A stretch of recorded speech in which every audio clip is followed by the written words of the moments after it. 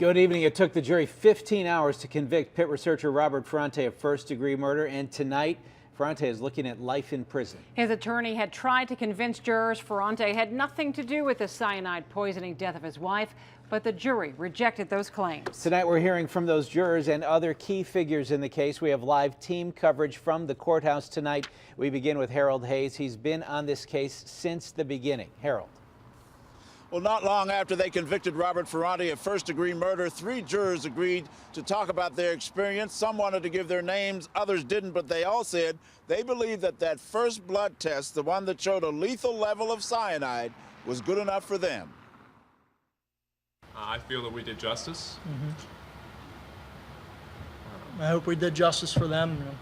My thoughts and prayers go out to her family and friends. That is the message to the family of Autumn Klein from jurors number 6 and 7 after their first-degree murder conviction for Robert Ferrante.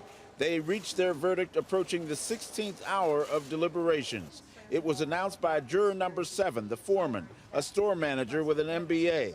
What helped sway him?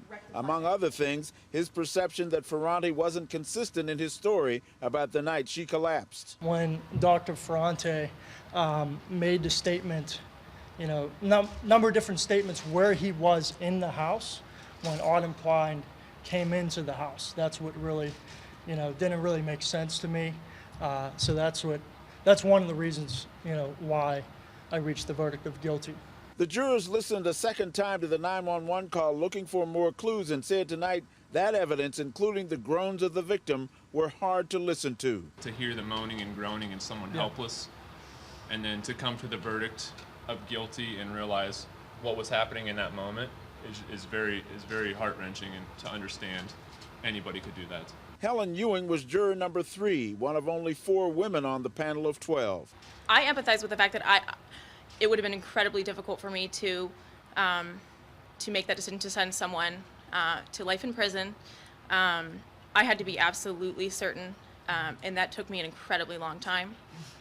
In the end, for me, it was very hard for me to accept and to believe that he could have done it. But I felt that the facts were clear, and I couldn't argue with them.